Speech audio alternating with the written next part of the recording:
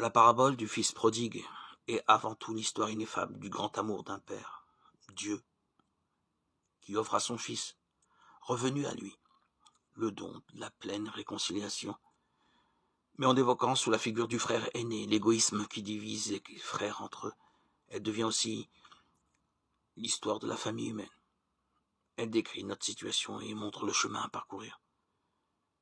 Le Fils prodigue, dans son ardent désir de conversion, de retour dans les bras de son Père et de pardon, représente ceux qui ressentent au fond de leur conscience la nostalgie d'une réconciliation à tous les niveaux et sans réserve, et qui sont intimement persuadés qu'elle n'est possible que si elle découle d'une réconciliation première et fondamentale, celle qui, de l'éloignement où il se trouve, amène l'homme à l'amitié filiale avec Dieu, dont il reconnaît la miséricorde infinie.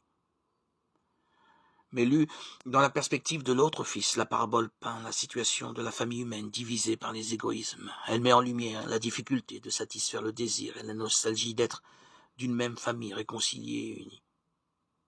Elle rappelle donc la nécessité d'une profonde transformation des cœurs pour redécouvrir la miséricorde du Père et pour vaincre l'incompréhension et l'hostilité entre frères.